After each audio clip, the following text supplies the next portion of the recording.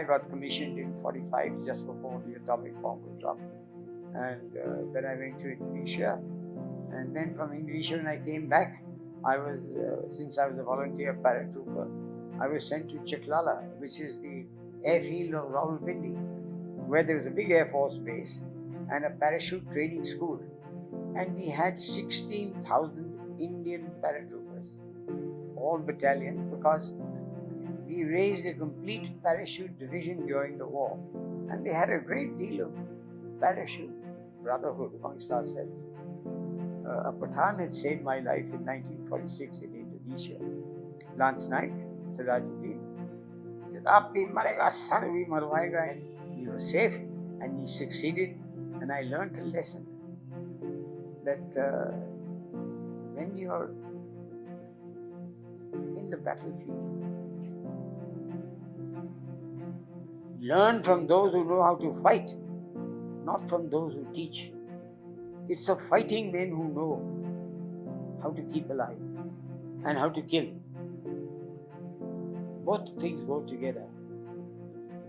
And if I say it now, you'll be surprised to know that when partition took place in August 47, there would have been well over 100 Indian officers who had volunteered to remain behind in what is now Pakistan. And in 47, partition came, much to our surprise. We never thought partition would come.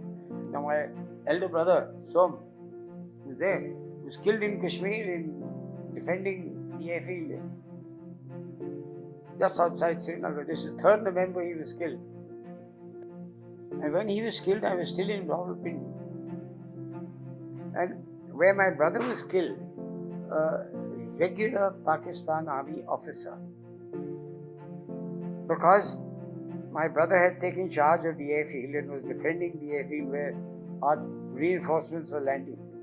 So this fellow said, no good, I will go south of Gulmarg and go through that gap between Gulmarg and the other side, you had that other hill, and go through that gap and go straight to the airfield.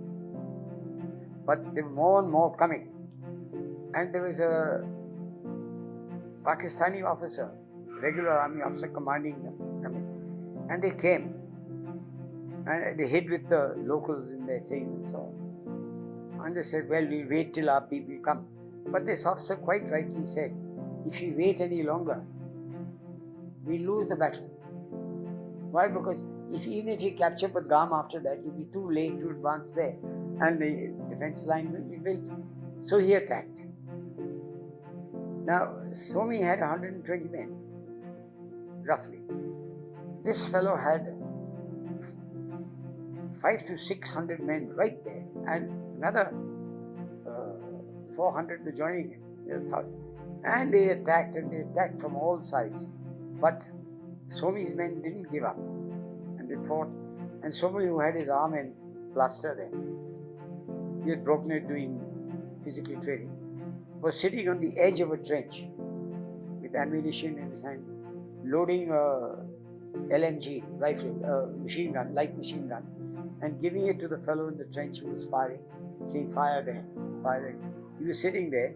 His orderly, who was supposed to guard his back, was sitting on the ground just outside him. They were not bothered about, they were all battle-hardened people. When by chance a Pakistani mortar shell landed on the edge of this trench, the machine gunner was killed, Somi was killed, his orderly was killed, and there's another person there. He was also killed. 4 people were killed by that. But his men didn't give up. They continued fighting. And they kept fighting and they kept fighting till the ammunition was running out. And then one of the senior men in charge said, come on, who's got ammunition? Give it to the light machine gun. Give it to the Sten gun. And they left one light machine gun and one Sten gun and said, you fight and keep the Pakistanis off. And they were going to run away at the back without ammunition. And they ran off the back. Escaped. And these 2 people fought, they were killed there. Now, that was the first battle. And it was very successful, though Somi was killed, in the sense that it stopped the Pathan and Pakistani movement at Badgaam. And by the time they recovered, to advance further towards the airfield, the proper defences of the airfield had been built to keep all things off. So that was the story of how he did it. That circumstances, fate, whatever happens, gives you birth in a certain place, certain family, certain society, certain group, certain everything. As time passes, things develop and you develop. It is up to you to find your own feet amongst this. Because everybody has different ideas. If you happen to pick the right things, not necessarily with your own brain, because sometimes by seniors, by elders and betters teaching you, kicking you, making you follow what is correct, you hit the ball. And I've been very fortunate that as time went on, that is what happened to me. I was no interest in life. I thought I'd be dead early. But I kept getting some senior saying, "Hey, this has to be done." I said, "Why?" He said, "That's dangerous. That's a difficult job. Nobody wants to go there. But I know you couldn't care a damn." So I said, "You want it done?" "Yes." "You go and do it for me." I said, "I'll go and have a look and try my best." He said, "When you're trying your best, anything you want, I'll back you." Okay, so I go there and did it. And while I was doing it, I'd break rules, I'd break everything, and I'd go back to the senior.